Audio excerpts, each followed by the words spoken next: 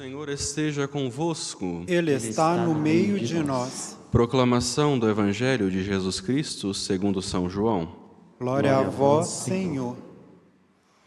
Estava próxima a Páscoa dos judeus e Jesus subiu a Jerusalém. No templo, encontrou os vendedores de bois, ovelhas e pombas e os cambistas que estavam aí sentados. Fez então um chicote de cordas e expulsou todos do templo, junto com as ovelhas e os bois. Espalhou as moedas e derrubou as mesas dos cambistas. E disse aos que vendiam pombas: tirai isto daqui. Não façais da casa de meu pai uma casa de comércio. Seus discípulos lembraram-se, mais tarde, que a Escritura diz: o zelo por tua casa me consumirá. Então, os judeus perguntaram a Jesus: que sinal nos mostra para agir assim? Ele respondeu: destruí este templo e em 3 dias o levantarei. Os judeus disseram: 46 anos foram precisos para a construção deste santuário, e tu o levantarás em 3 dias? Mas Jesus estava falando do templo do seu corpo. Quando Jesus ressuscitou, os discípulos lembraram-se do que ele tinha dito e acreditaram na Escritura e na palavra dele. Palavra da salvação. Glória a vós, Senhor.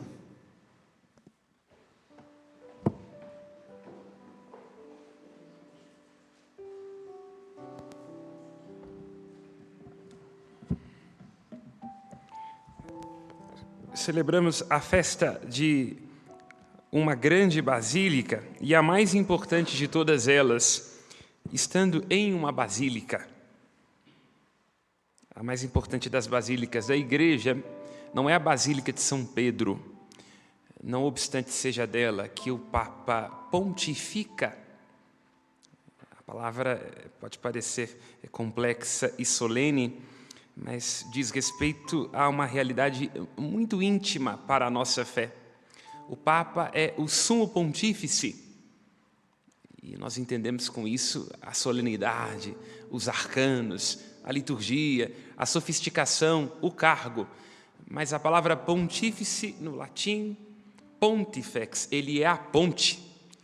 Então, quando nós dizemos que o Papa pontifica, significa que na Basílica de São Pedro, nós vemos na celebração, na acolhida de toda a ecúmena, ou seja, de todo o mundo, esta grande missão do Papa de ser servo dos servos de Deus e de ser uma ponte, uma ligação entre aquilo que Deus deseja, sua vontade, sua verdade, e cada um de nós que deve abrir-se a ela. O Papa pontifica é uma grande ponte da caridade.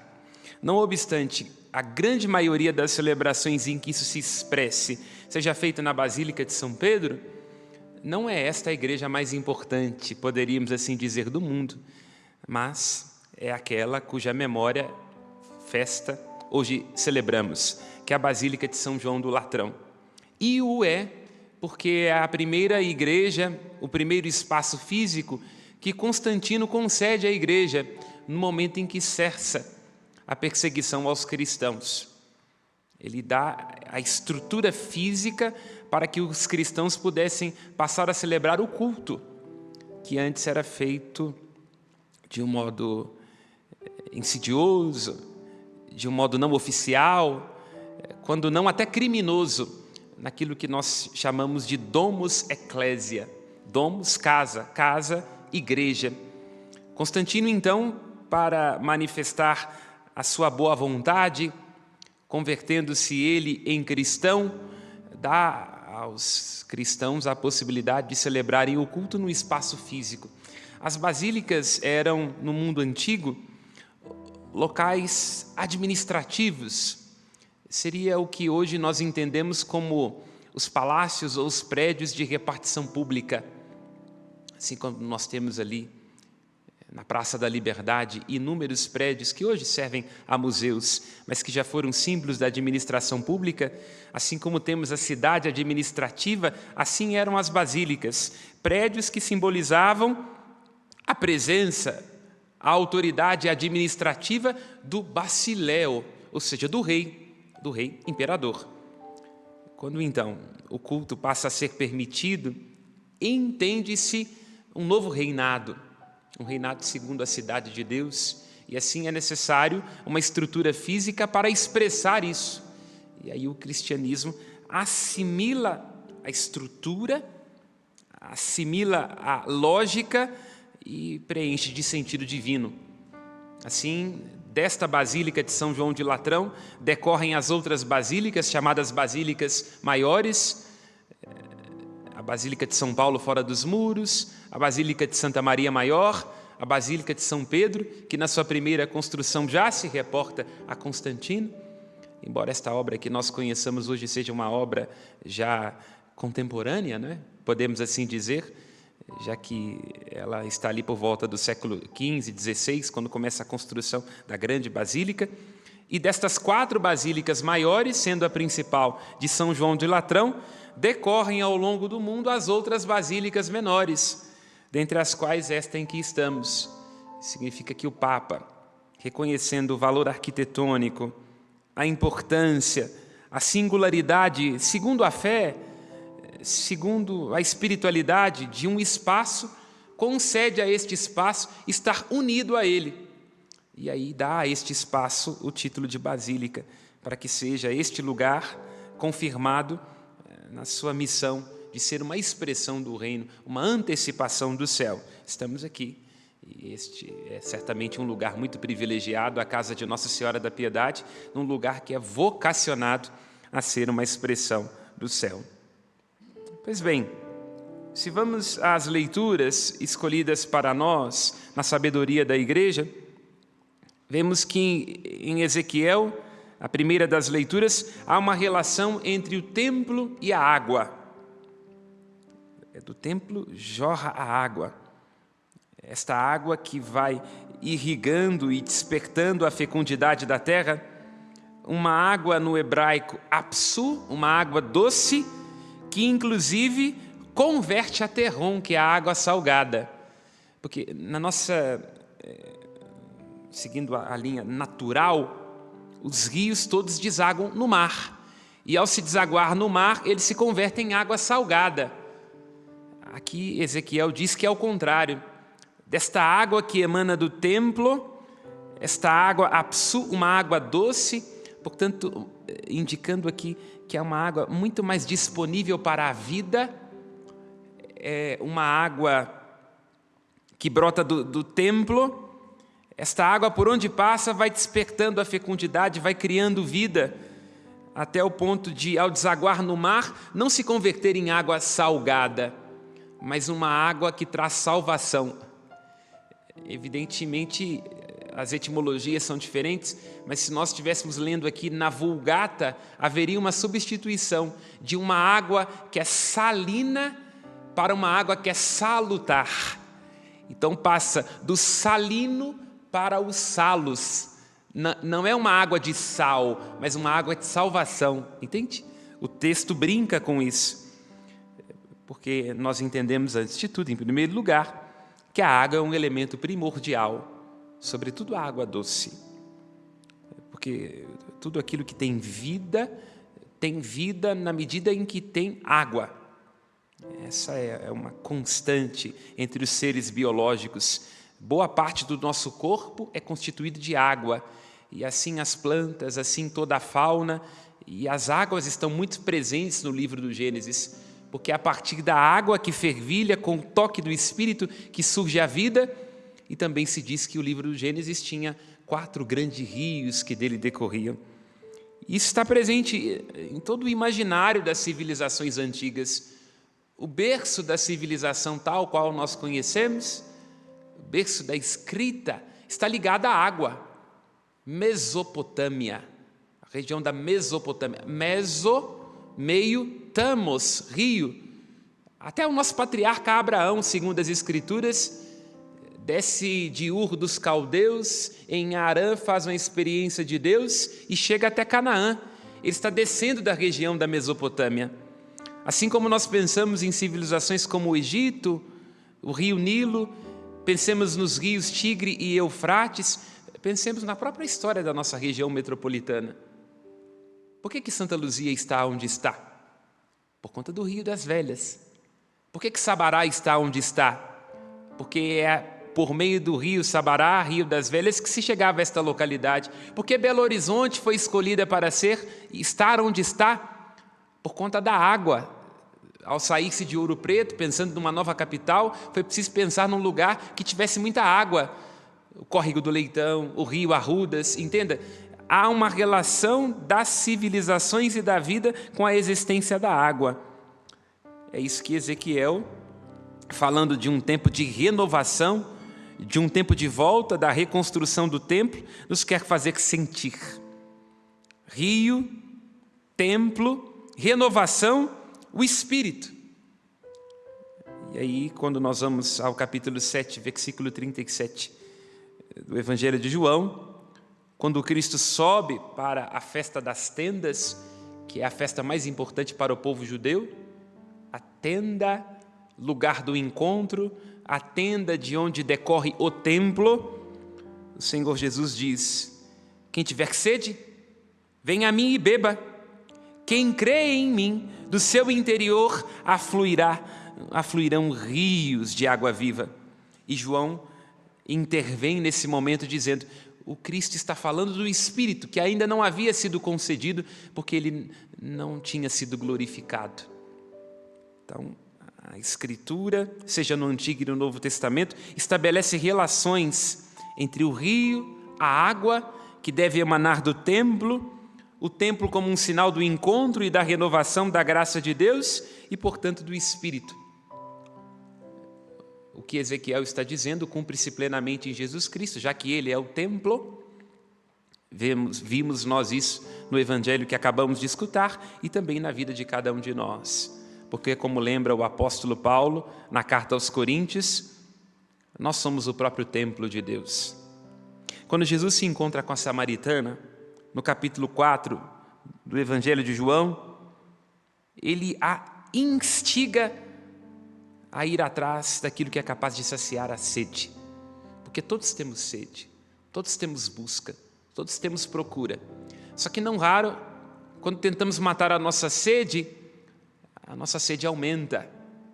Porque esta sede vai tentando ser saciada em ilusões, nos bens, em nossos cargos, em nossos conchavos. E aí nós sabemos muito bem, quando a gente realiza o nosso desejo, ele aumenta. Há um buraco em nós, uma sede profunda, que vai levar Santo Agostinho a dizer que uma sede tão grande assim só pode ser saciada numa fonte igualmente infinita.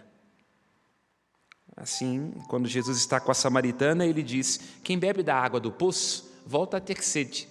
E todos cavamos poços. E às vezes, como lembra Jeremias, nós cavamos poços rachados. Porque a vontade quer tudo que não alcança, e no momento que alcança, ela já não quer mais. Mas quem se deixa saciar pelo Cristo, quem faz desaguar as suas sedes em Cristo, quem crê no Cristo, jamais terá sede. E ele se torna um manancial para a vida eterna. É o que Cristo diz à samaritana. Esta é a nossa vocação.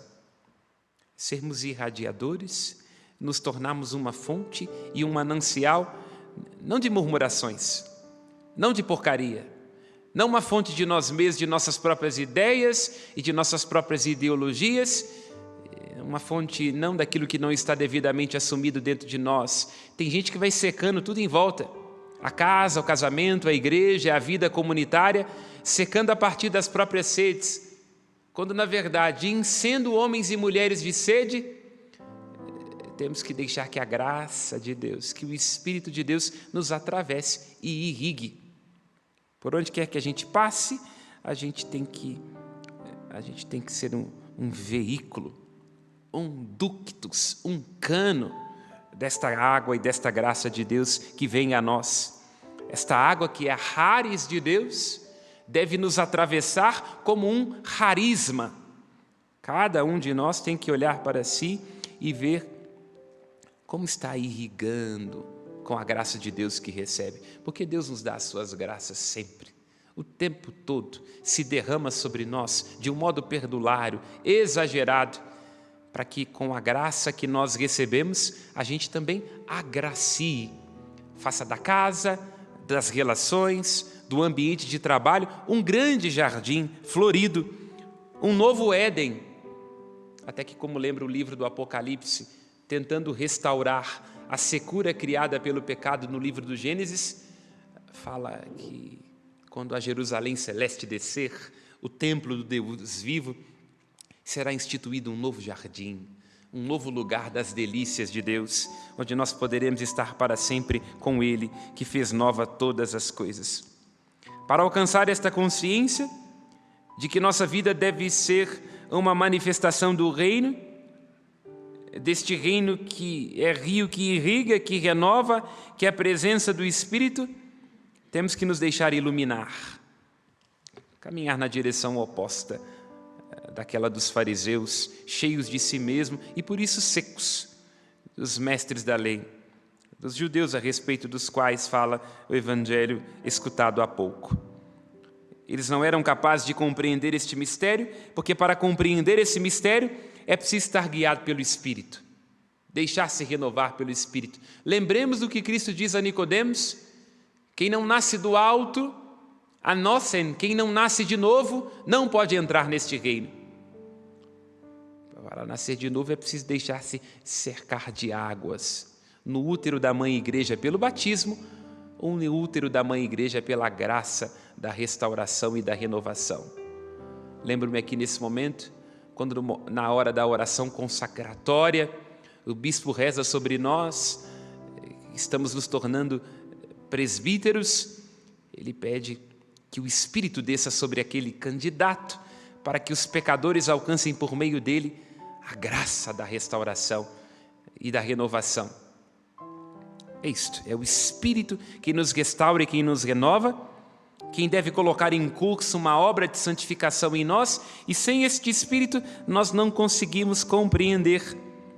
Os fariseus, cheios de si e do próprio intelecto, não tinham espaço para serem preenchidos pela graça de Deus. E além do Espírito, que é fonte de renovação, além do Espírito que nos faz nascer de novo, é preciso sermos iluminados pelos eventos pascais, a Páscoa do Cristo. E aí entendemos o fim do Evangelho de hoje no templo, os discípulos dizendo: só quando Ele ressuscitou, os discípulos se lembraram do que tinha sido dito por Ele e acreditaram na Sagrada Escritura, porque o ressuscitado, em sendo, como lembra a carta aos Hebreus, o templo de Deus entre nós, deve ser nosso companheiro na caminhada, nos instruindo, fazendo arder o nosso coração e nos abrindo a inteligência para entender as Escrituras e nos fazendo repousar, porque é para Ele que nós somos criados. Construamos aqui, como lembra Agostinho, a Civitate Dei, a cidade de Deus, e não apenas a cidade dos homens, porque a cidade dos homens é o máximo amor a si mesmo, lembra Agostinho, ao ponto de secar, até o ponto de se esquecer de Deus. Agora a cidade de Deus, não, ela é feita do máximo amor de Deus e das coisas divinas, até nós nos esquecermos de nós e nos perdermos no grande manancial da sua graça. Louvado seja nosso Senhor Jesus Cristo. Para sempre seja louvado.